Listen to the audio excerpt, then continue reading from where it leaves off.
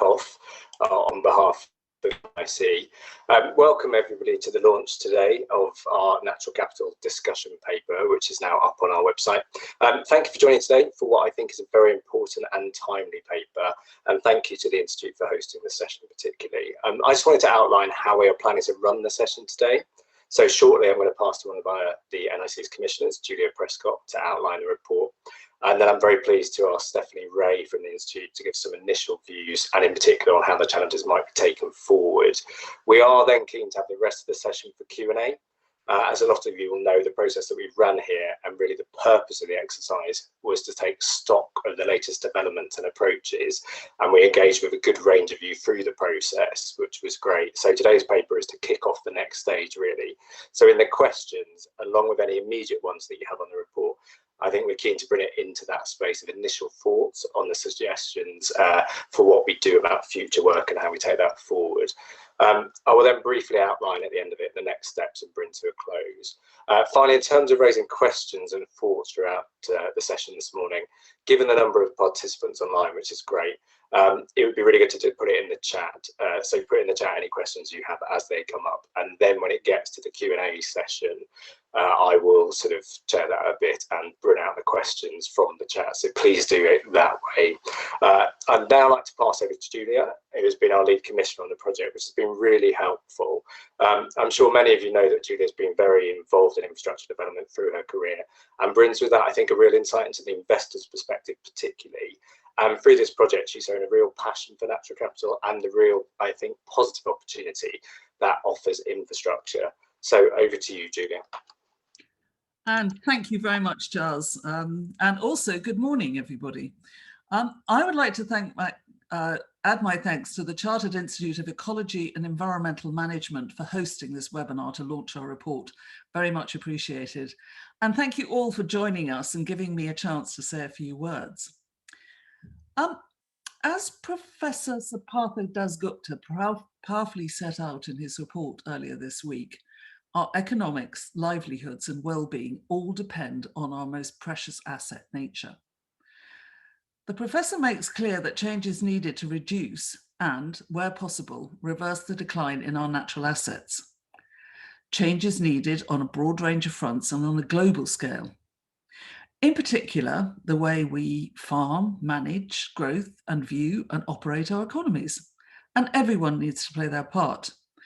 That includes those responsible for planning, developing and operating infrastructure. This means both the public and the private sector. Investors have just as an important role to play, given that half of infrastructure investment comes from the private sector. The Commission's discussion paper, which was launched today, builds on the fundamental idea that all human activity ultimately relies on nature. It does this by exploring the relationship between infrastructure and natural capital assets, and then looks at the thinking needed to minimize the negative aspects and explore the opportunities to develop infrastructure that leaves the environment in a better place than we found it. To do this, we propose to use the concepts of biodiversity and environmental net gain. These are challenging still to apply, and there are a number of other different criteria and metrics that are used to measure biodiversity and environmental impact. And I know from the investment perspective that these can be diverse and many. To bring these together, the Commission intends to develop a set of natural capital principles. In addition, natural capital will be considered where appropriate in the Commission's future work and in the second National Infrastructure Assessment. The relationship between natural capital and infrastructure is two-way. Developing and operating infrastructure will impact on natural systems, including impacts like losses or gains in habitat when infrastructure is developed, or air and water pollution when it is operating. And nature can, of course, impact on infrastructure, with the most obvious example being flooding. However, infrastructure can be developed so as to minimize impact. And looking at this two-way relationship is something that we're keen to focus on. The idea is not new. Indeed, the Commission has already made several recommendations relating to natural capital net gain. Our design principles for natural infrastructure say that project developers should make active interventions to enrich ecosystems. They should seek to deliver gain for biodiversity and contribute to the restoration of wildlife on a large scale. And I'm pleased to say that these design principles were endorsed by government last November as part of its national infrastructure strategy. Additionally, the Commission's recently published Rail Needs Assessment recommended adopting an environmental net gain approach in the government's integrated rail plan. The government itself has already committed to embedding environmental net gain in infrastructure in its 25-year environment plan. Furthermore, it's legislating to require biodiversity net gain through the Environment Bill. Existing land use planning regimes also include some requirements for consideration of the impact of development on the environment, and developers of infrastructure also adopt approaches that support national capital. I'll give you another example. Highways England's biodiversity plan adopted a target of no net loss in biodiversity by 2020 and biodiversity net gain by 2040 across its estate. As part of this, it has also undertaken actions to improve water quality and biodiversity across 30,000 hectares of green estate they manage alongside 4,500 miles of roads. So, as you can see from the above, foundations have been laid, but more progress is needed before we can fully realise the role infrastructure can have in supporting the government's and the wider population's environmental ambitions. The National Audit Office recently said that there is still a long way to go before the government can be confident that it's the right framework to deliver on its aspirations in the 25-year Environment Plan. And I also ask you to note that the Environment Bill will exempt requirements of biodiversity net gain for major infrastructure projects, so-called nationally significant infrastructure projects. I mean, this being said, there's nothing stopping developers in their own right bringing natural capital to the centre of their thinking. As well as the concepts of biodiversity and environmental net gain, I've mentioned already there are a number of methodologies, metrics that are used in project development. And as we develop the natural capital principles, we hope to bring all these strands together into a coherent approach across all sizes of infrastructure, from major to minor. Improving natural capital helps with some of the biggest issues we face, such as mitigating and adapting to climate change and reversing losses in biodiversity. Improving natural capital helps to increase the resilience and even operational life of our infrastructure. Considering net gain at the start of a project is likely to be more efficient, but it's also important we monitor project impacts over time. Indeed, demonstrating that the needs of the environment have been taken into account from the outset is likely to ensure effective early stage design. And rather than costing money, may well save time and money against lengthy appeals processes related to environmental concerns. And the other factor on cost is that nature-based solutions can improve the resilience of infrastructure or indeed reduce its overall size. For example, peatland re-wetting can slow water spread, offering some flood mitigation, allowing water quality to improve and increase drought resistance.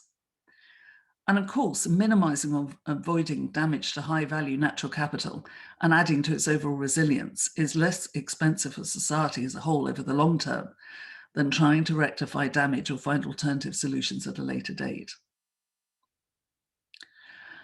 So what's the challenge? All infrastructure should leave the environment in a better state compared to a pre-development baseline. The measuring should be done using natural capital frameworks and analysis. Natural England's biodiversity metric is already available, as is, and it is also developing a wider ecometric tool to consider environmental net gain. Developers should follow the mitigation hierarchy when developing environmental net gain. This means avoiding impacts as far as possible and minimizing those that are unavoidable. And as a last resort, compensating for unavoidable losses wherever the greatest benefits can be delivered. This might be locally or nationally, but the first step should be to consider compensating for losses within the development footprint. So the Commission believes we need to consolidate progress so far, as well as to continue to develop the guidance and tools. The greater the consensus is on what is important and how it is best assessed and measured, the easier it will it will be to agree on the right infrastructure projects and ensure they deliver net gain. The Commission believes it can help with this. The Commission intends to develop a set of natural capital principles for national infrastructure. These will be similar to our design principles, and we hope they will support all those involved in infrastructure to deliver good outcomes. The aim of our principles will be to promote and clarify the importance of natural capital in infrastructure development. They will set out how all those involved can incorporate natural capital frameworks in infrastructure projects and best deliver environmental net gain. The principles will, where appropriate, bring together existing approaches, and they will aim to be appropriate for national infrastructure, including major infrastructure projects. So what are our next steps? In addition to developing the principles, we will continue to develop thinking on natural capital and promote environmental net gain for all infrastructure projects. And we will look to apply the approach to the Commission's future work, including the second National Infrastructure Assessment, which is due in 2023. This is a very important area for us. And together, we hope this contribution to wider public and private sector efforts will assist the task so compellingly set out in Professor Dasgupta's review. As he concludes, to detach nature from economic reasoning is to imply that we consider ourselves to be external to nature. The fault is not in economics, it lies in the way we have chosen to practice it. With many thanks. But before I finish, I would like to take the opportunity to thank the Commission Secretariat for all their work, but also to thank all those that have contributed. These are listed in the back of the report. I also welcome and look forward to further engagement as we continue to develop the NIC's work in this area. That just leaves me to thank everyone at the Chartered Institute for hosting us today. Many thanks for listening, and now back to Giles.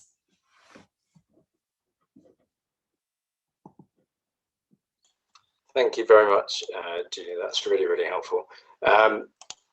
And now if we could pass over to Stephanie, that would be great, just to give kind of immediate reflections to what we've published today. Thanks very much, Giles. Well, it's been a big week for natural capital. CIEEM really welcomes this report. It's great to see the National Infrastructure Commission bringing these ideas together for infrastructure. It's not particularly fashionable, is it, to just say this is a good thing?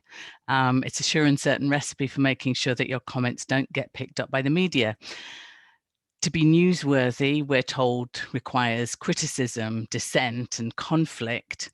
And to be frank, we often have things to take issue with when it comes to society's use of natural capital. But this week, I'm hopeful. The Dasgupta review, released on Tuesday, was a huge milestone. Its contents weren't news to many of an audience such as this. You were already aware of the huge relevance and importance of the natural world in supporting every aspect of society. We've all been saying it throughout our entire careers, but to hear it said in a report commissioned by the Treasury, launched with a message from the Prime Minister, gets that important message heard by parts of society who perhaps haven't embraced it yet, who perhaps needed that extra push to realize that things that they do day to day need to change. We all need transformative change across all our institutions, and that root and branch change can take time. Yet another thing that we don't have a lot left. The Stern report on the economics of climate change was, for me, the same turning point on climate action, but it was 10 long years between the Stern report and the Paris Agreement, which gave us legally binding targets on greenhouse gas emissions. We need to move much faster. Today's paper from the National Infrastructure Commission is badged as a discussion paper, but it sets out, in my view, a clear vision for what the next generation of major infrastructure projects should look like. And that's what's important here today. If we're going to foreshorten the timetable that we saw between the Stern report and legally binding targets, we can't spend years deliberating what to make of reports like this. We've got to move faster. The NIC discussion paper says that infrastructure projects should leave the environment in a better state than before. That's very clear. We're looking for environmental net gain to be implemented now across everything that we do. It says we should use natural capital accounting. Again, an important step forward that we all need to think, not just in terms of financial and manufactured capital, but we need to be looking at natural and social capital as well. There are two words that worry me in the report that's published today, and they are in the sentence that they will consider natural capital where appropriate in the Commission's future work. Where on earth would natural capital not be appropriate? Natural capital is the stock of all of the renewable and non-renewable assets and natural resources on earth, the plants, animals, water, air, the whole messy system that supports everything society does. It's always appropriate. And that's the message that I think we need to hold on to. But I'm very pleased that the Commission is including natural capital in its next national infrastructure assessment. And I think the NIC will be very pleased themselves by the value that a natural capital approach brings to that process. Looking forward, I hope that CIEEM members will embrace this opportunity, develop skills in the area of natural capital and environmental net gain, challenge the projects that they work on to deliver environmental net gain and to use this natural capital approach, and really to think big and to do more to keep up the pressure to restore ecosystems. Finally, I hope that these two important reports that have been released this week will become the norm in how we think about development in general and how our profession will develop. And I hope that we can all use elements of these to engage in the process leading towards COP15 and the development of the post-2020 Global Biodiversity Framework, which I think will help society deliver what needs to be delivered if we're to continue to have a habitable planet. And I think it's also really important for our profession in that this is where the profession of ecologists and environmental managers will come into its own in actually delivering these important challenges, the solutions to important challenges to society. Thanks very much, Giles.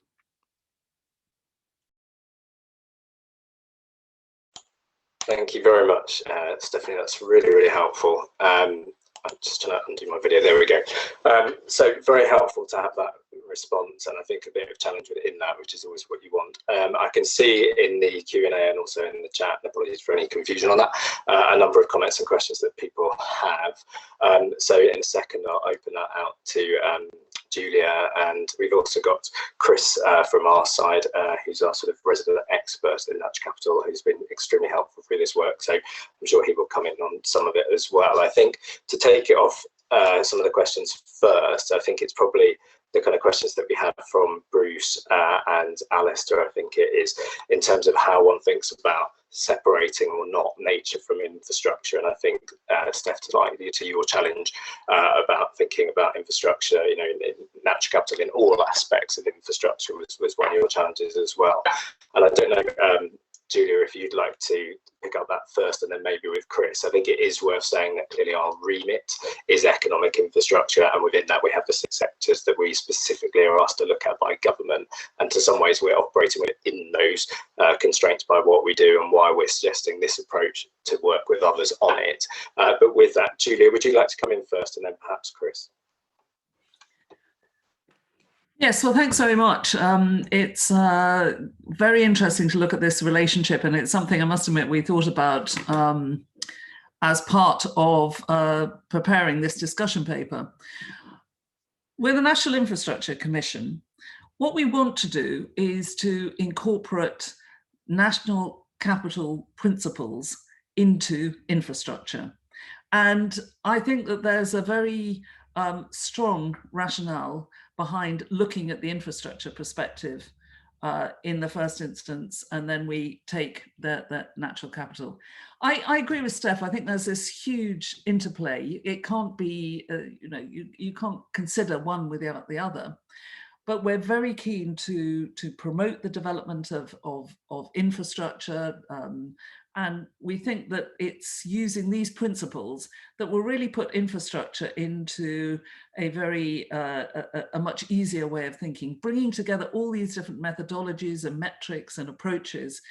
They need to come together now so that we have a standardized approach, and that's been our real focus in trying to bring all this input together.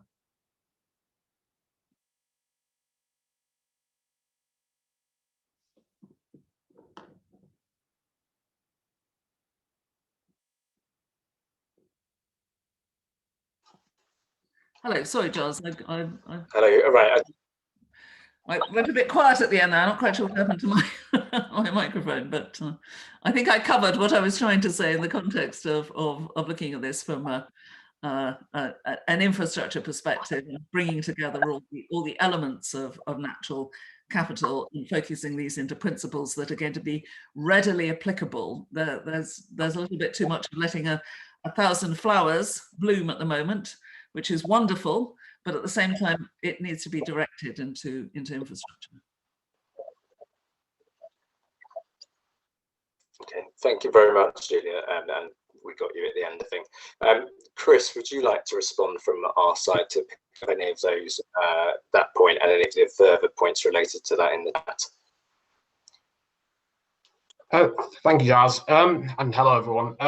I don't have a huge amount to add to what Julia said. I think the report kind of makes clear that we see infrastructure kind of working with nature rather than against it, and I think that was kind of a big theme of the research, and particularly, like, I guess the sea change in sort of attitude towards kind of biodiversity environment in general, with the built environment being seen, I guess, in the sort of recent policy context as a constraint rather than something to be kind of be harnessed, as well as kind of reducing and mitigating the impacts. I think this is why the principles around biodiversity and environmental net gain are like really attractive, because it makes that clear, but also I think the sort of built environment's contribution is actually to kind of minimize kind of further unavoidable impacts as well.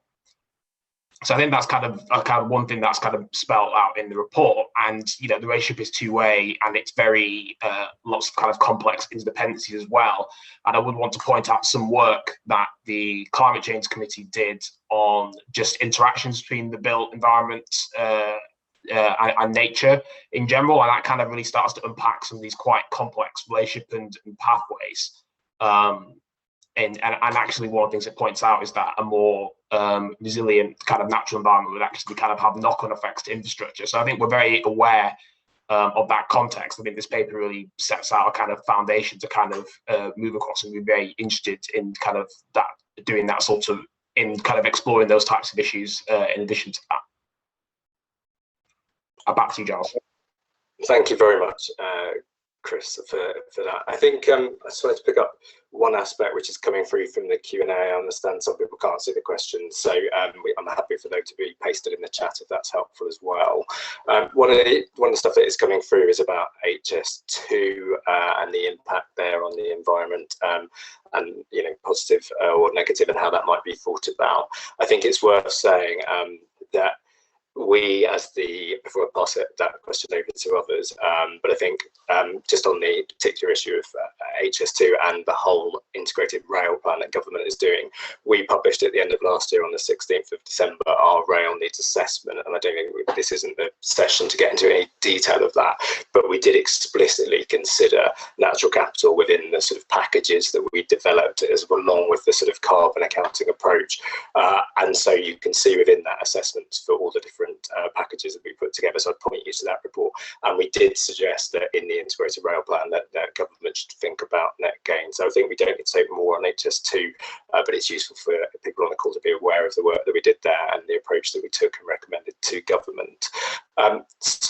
With that, I can see a few more questions coming up from people. I wondered if it's worth in a second moving on to what people think should be in principles that we might be developing, and I'd really welcome some of that. And I think, Chris, you had a few questions that it'd be useful if you could present up on the screen.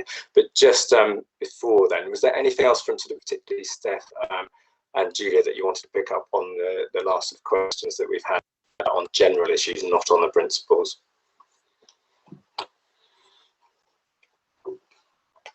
I'm going to have to put I'm suffering from poor infrastructure here as my internet suddenly went down, so I didn't hear the end of those.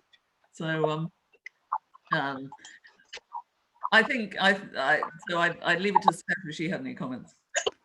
Okay. On the two comments on the two questions that have been answered so far around separating the infrastructure, I would say yes, there absolutely is a natural infrastructure, which is critical infrastructure. And I think that whilst it might be outside of the remit of the National Infrastructure Commission, I do think that we need to look at it in some form of a national land use plan and understanding where our critical natural assets are.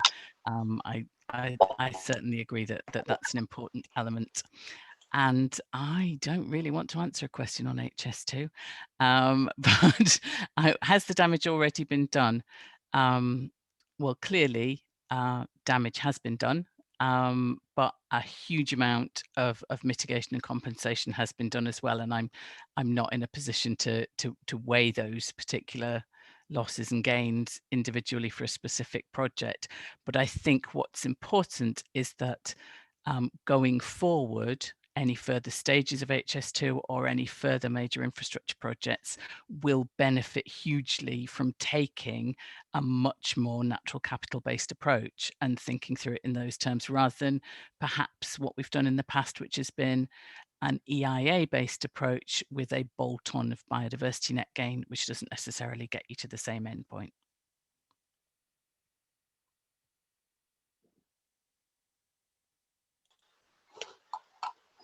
Thank you very much, Steph. Apologies, my connection seems to be really, really bad at the moment. So, Chris, if I drop out, I'm going to ask you just to feed through the last questions because I'm struggling to hear some of the answers, but hopefully you can all hear me. All right, thank you very much for Steph. I think that's really, really helpful. To move on a little bit in terms of the actual principles and what they might cover. I can see a few questions from Ralph Smith, I think it is. About what are the principles needed to deal with environmental net gain at different temporal and spatial scales, and how might that work at different levels of projects. And I think it might be worth kicking off with that point, and in terms of any particular questions that people or comments that people have on what might be in the principles and how they might build from our design principles. Thank you, Chris, for popping up the questions on the chat. That's really on the screen. That's extremely helpful. So I might just again pass just to Steph and then back to Julia and Chris for some of the stuff about the principles. And I think in leading into that, the first question that Chris has about what is the biggest barrier to embedding our environmental net gain approach in projects, I think we touched on that a little bit. I'd like to cover that and then pick through some of the themes or approaches for what the principles might cover. And Julia, you might be able to say more from a design principles perspective. And then in the chat, I would welcome people's thoughts on what they think the principles might themselves cover and who has been developing equivalent principles that we might refer to. Thank you very much. Over to Steph. Right. Okay. Well, the biggest barrier to embedding an environmental net gain approach in projects so far, I would say, has been there's been an uncertainty about an environmental net gain approach from both sides, really. There's been pressure from the development side of, like, well, we just need to get the projects done. This is one more thing that we don't need standing in the way of speeding up delivery. And then from the other side, we have the ecologists and environmental managers who are understandably very nervous about environmental net gain, thinking, well, are we just trying to monetize everything and therefore we can just, you know, effectively pay a fine, pay a fine to write off our issues to do with the environment and not worry about it. And I think that biggest concern has been around, well, are all of these different environmental aspects fungible? If we're going to measure them all up and price them into the same currency, then can we just trade one for the other? And of course, that doesn't work. It doesn't matter how much clean water you've got if you haven't got clean air. And so I think it's really important that the approaches that we're taking, the environmental net gain approaches that we're taking, don't work on that basis. They don't expect different dimensions of environment or social principles to be sustainable, to be tradable. We treat them all individually, and we ensure that that they're dealt with separately. So the ecometric that was spoken about earlier, that's in development at the moment, that looks across 18 particular ecosystem services, and that identifies whether each of those services is increasing, decreasing, or will stay the same post-development. But it doesn't attempt to trade one off against the other. You talk about all of the services and the losses and gains and the flows of benefits in all of those areas. You don't give a single netted off figure. And I think that's an important issue in using this and reassuring people about it's meant to broaden out the debate from biodiversity net gain and let us look across a wider range of environmental goods and services. It's not there to reduce everything down to an economic value. Economic value and understanding the value of nature helps us to put nature higher on the agenda. It helps us to get people to understand how valuable and important it is and how it needs to be protected, but it doesn't mean that you can just trade it off against one of the other considerations. I don't know if, Julia, you have any thoughts on the principles? Yeah, I mean, I think what we've looked at in the principles is really not a sort of specific requirement to try and be prescriptive. And I think that the aim, it's headed up a discussion paper. So I think some of the points that you're making are very important. And I think we also want to gather together other views that people have as to how best this can be applied to infrastructure, going back to my original point. And the other thing is, certainly my experience is that there are a lot of organizations that are developing principles, and we really want to hear from all of those. I don't think we're going to lay principles down and say, you know, this is what we think. We want everybody to think and work together. I think I'd pick up a point that Giles was making about how this is a succession from the design principles that the NIC has put together, and I think we have our climate principles, places principles, and the way that they're going to work is that they're actually going to be embedded in the delivery support and assurance regime overseen by the IPA. And this is actually that's going to enable scrutiny throughout the project lifecycle. And I think what we want to do is to enhance the design, move it into natural capital principles.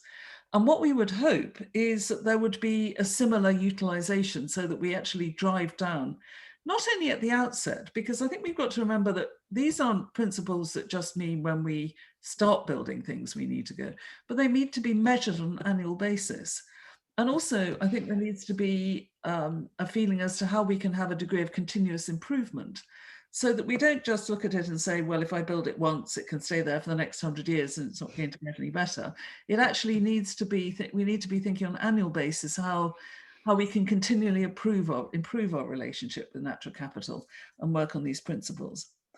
I mean, another point I'd make about the design principles is the government has also said that all infrastructure projects should have a board level design champion. And to me, I feel that, and we haven't got into looking as to whether or not it's going to be the same or an additional person yet, but potentially to have a natural capital design champion that would, natural capital champion that would also help in making sure that these principles are prioritized at the beginning and throughout project developments.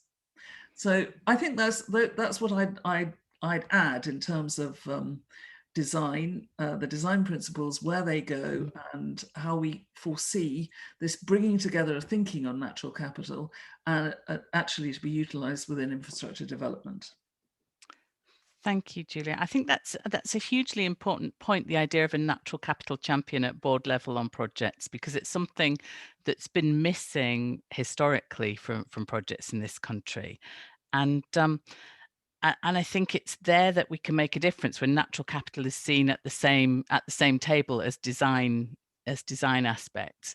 You know, we often see like in the planning review, for example, there's a lot of talk about beauty and making beautiful places, but not necessarily about making places that are restoring ecosystems and delivering environmental net gain. And I think moving to understanding the ecology that underpins everything is going to be a huge step forward.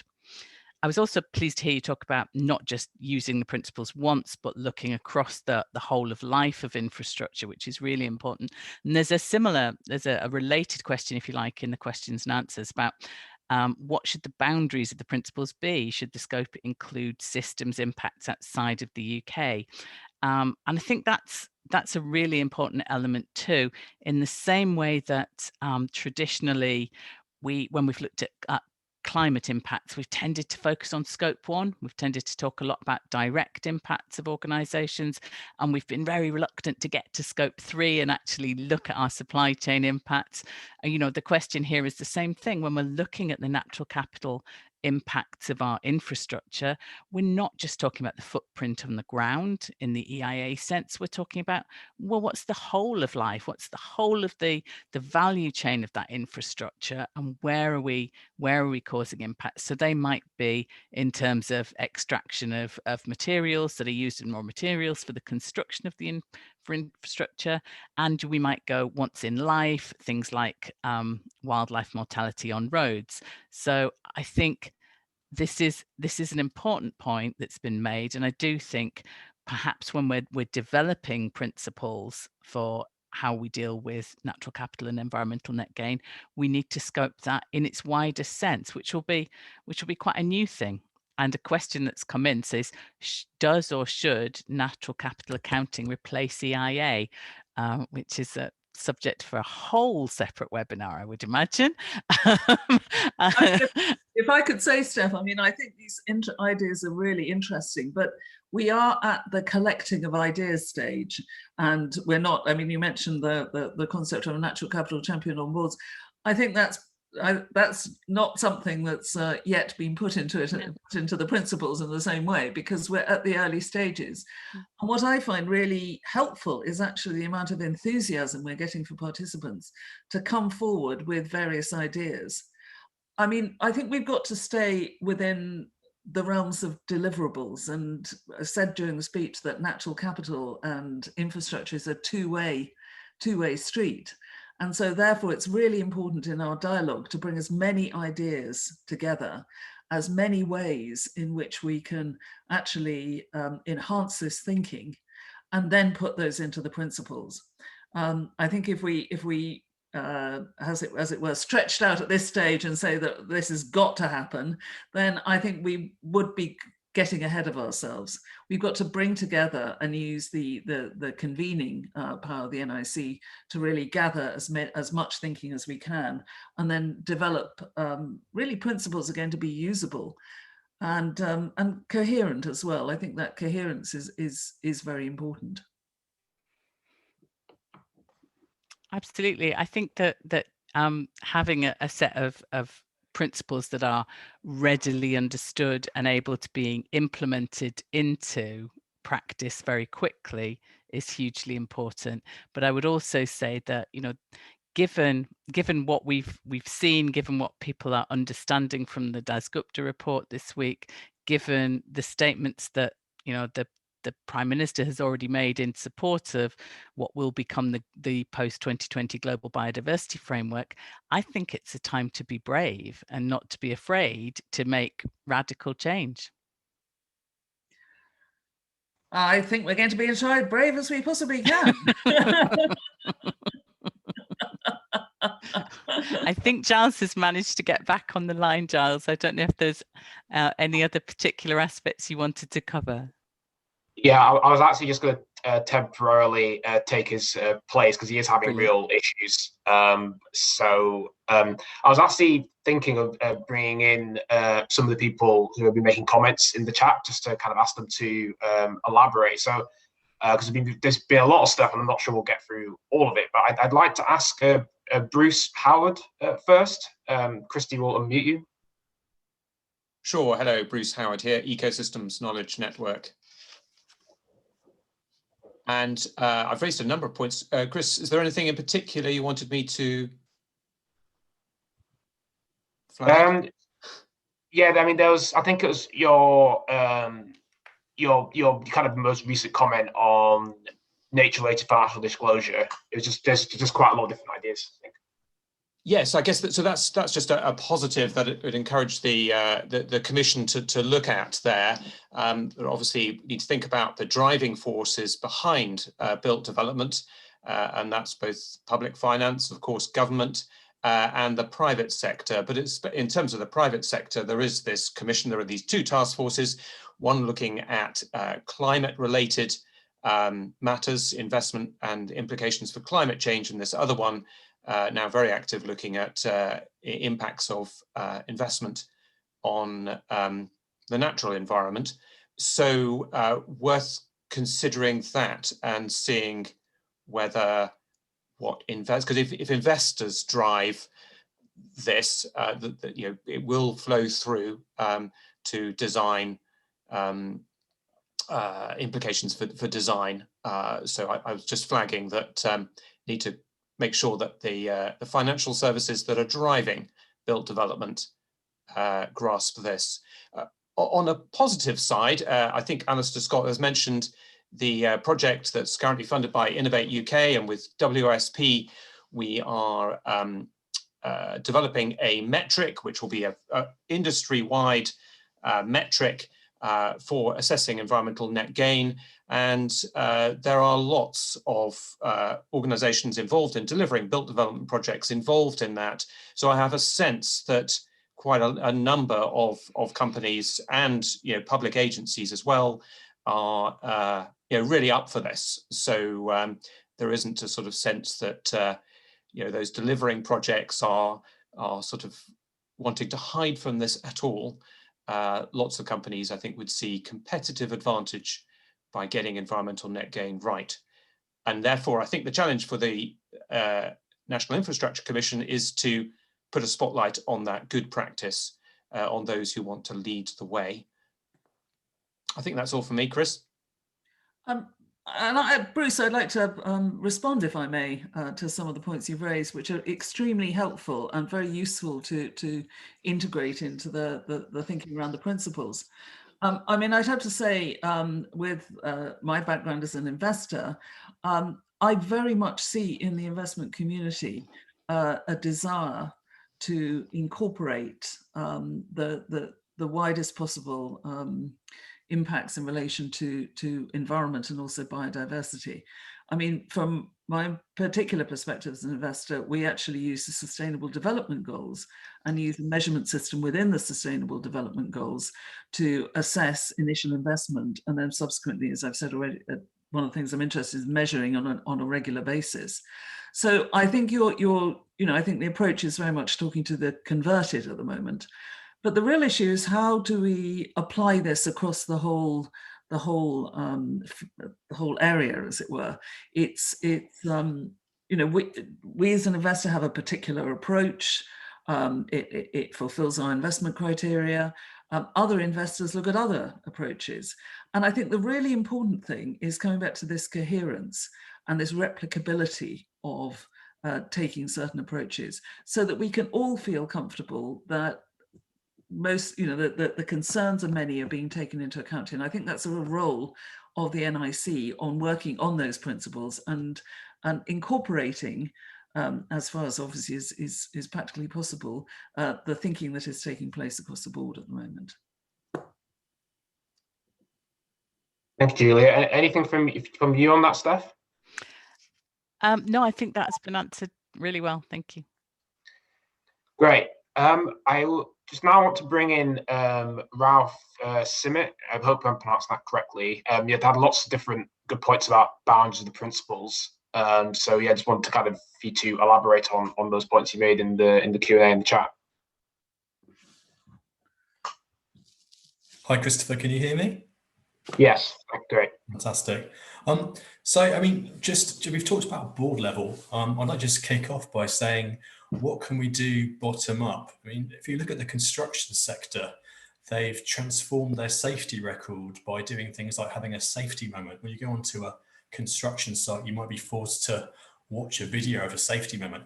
What could be that approach to change culture bottom up for nature? Do we need to get construction workers watching a nature video, 2-minute film when they go on site to think about opportunities to deliver natural capital? Thank you, Ralph. Do you want to start with that one, Steph? Sure. Well, first of all, I'd say if you go on any sites where I'm involved, then you will be watching. You will be having an environmental briefing alongside your health and safety briefing before you go on site. But yeah, I do think it's a hugely important thing at building from the bottom up. And it goes back even further than just saying from, the workforce up on construction sites. This is something that I think is missing from the education system. And there's been recent moves to develop a GCSE in natural history, which I think is a great idea. Being able to develop more courses and apprenticeships that bring people into this line of work are helpful. Things that stop people being separate from nature. We've talked about this idea of the human society seeing itself as separate from nature when it isn't. It's just part of nature, and people need to feel that connection and understand it and unashamedly love nature if they're going to protect it and value it and see how to work with it in a more harmonious way. So anything, I think, that brings people closer to nature and makes them appreciate it is a great thing to do. And I just add, in relation to that, infrastructure is absolutely critical for this country's development. But we're talking about building back better. We're talking about levelling up. And as part of that, infrastructure development, incorporating the thinking around natural capital is essential. And I really, I think this is what we're trying to do with these principles. But we're very much thinking infrastructure is key area development. As it says in the title, National Infrastructure Commission is very much at the core of this, and we want to bring this thinking into infrastructure.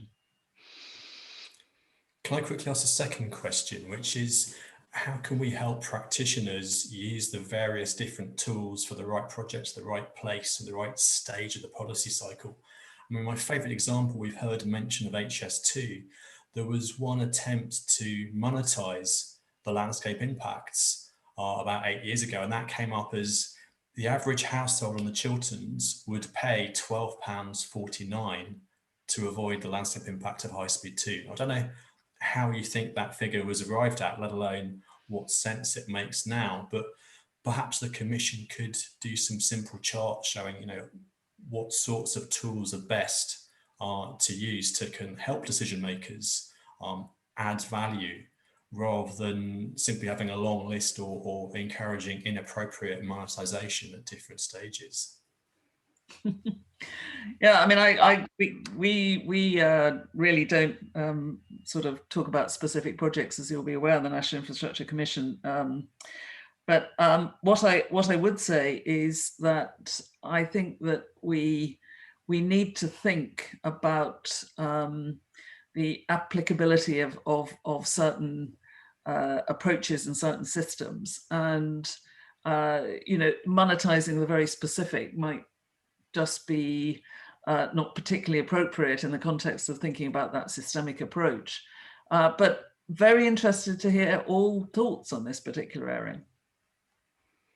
If I was just to come in on this as well, because it's before I joined the commission, I was in DEFRA working on sustainable land management and net gain, so very much exposed to the issues around economic valuation and appraisal, some of the challenges that might bring.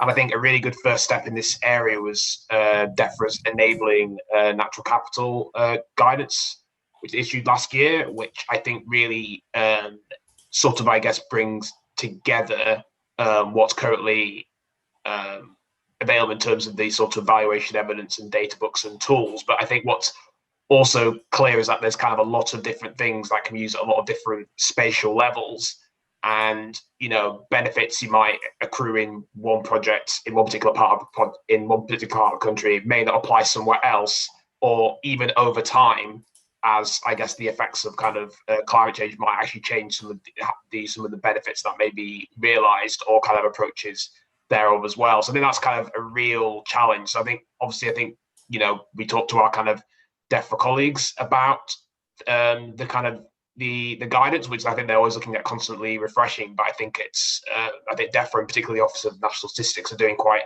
a lot of interesting work in this area to really bring up our kind of valuation data. And more broadly, it's just something that I think, from the government perspective anyway, I think it's accepted that there needs to be a lot more valuation of these impacts in government appraisal more generally, and that obviously applies across the picture. Did you want to come in on that, Steph? I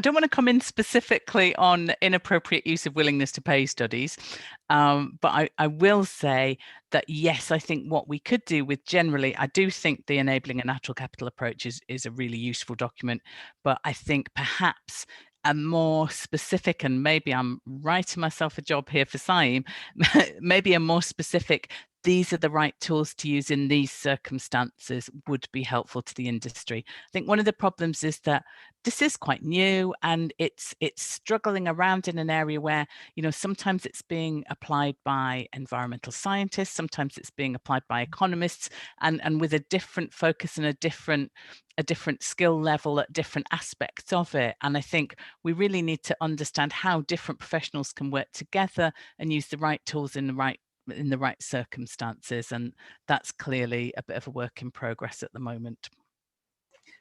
Yeah, and if I could add that is very much the sort of line within the discussion paper, that we do recognise that there is a multiplicity of approaches, ideas, ways of looking at things.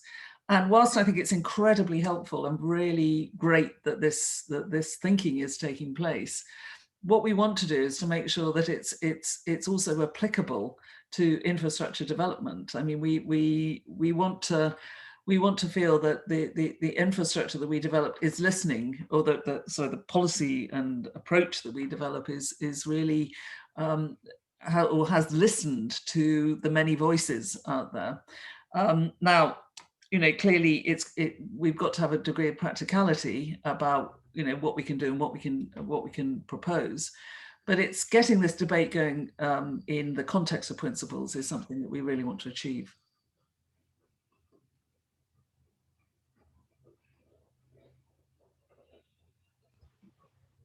Thank you. Just sort of catching up with all the kind of various questions coming in. I'd like to bring in Rick Carolyn on the EIA issues and retrofitting.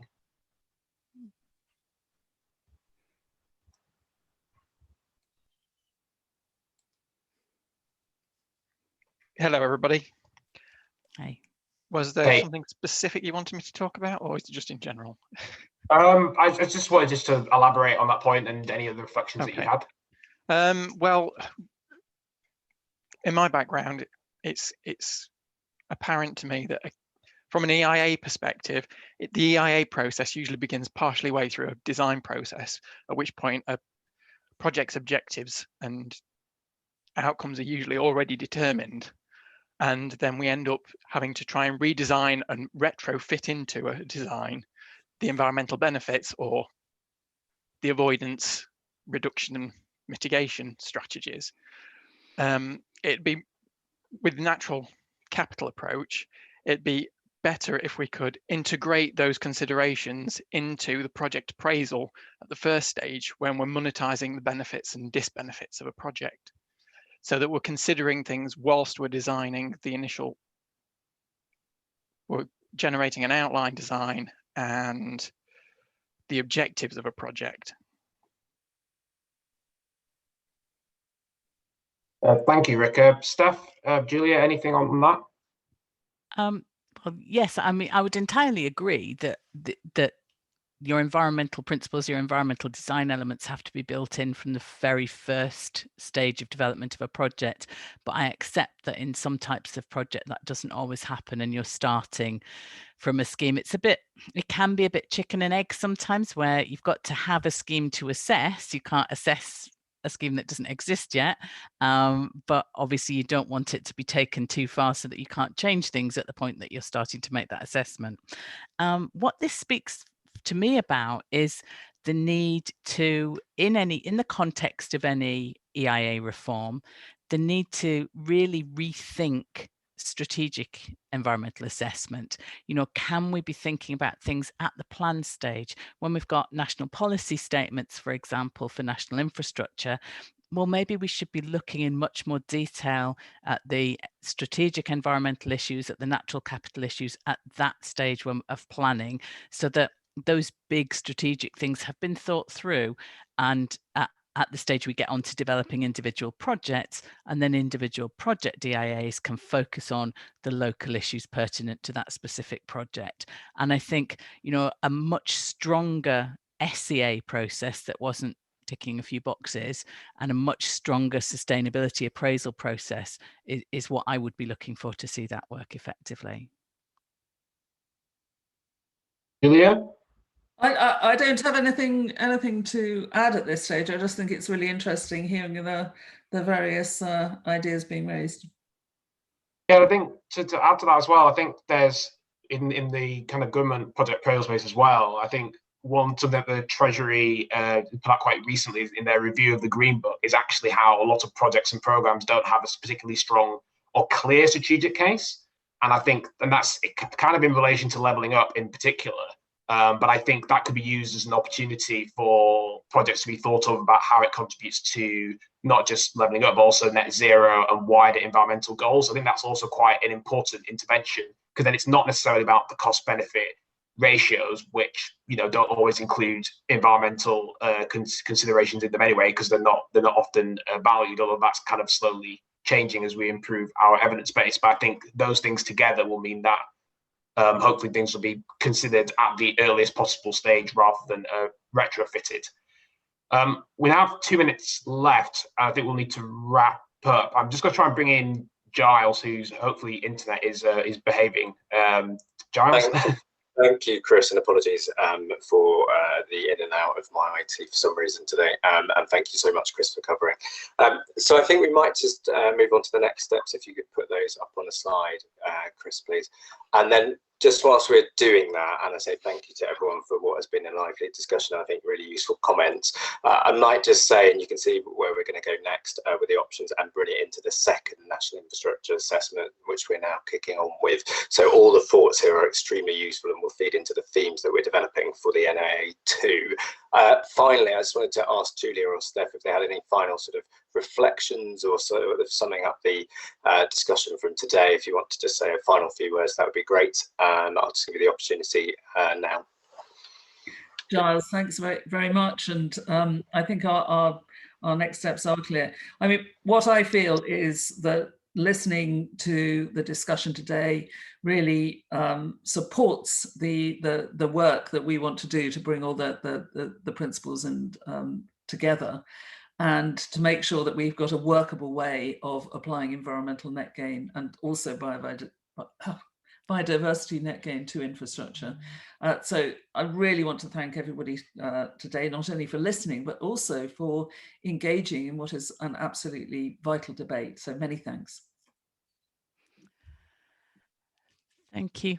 I really just want to say thank you again for choosing to come and launch this report with CIEEM and recognising the important role that ecologists and environmental management professionals have in delivering this really important step change in the way that we design infrastructure.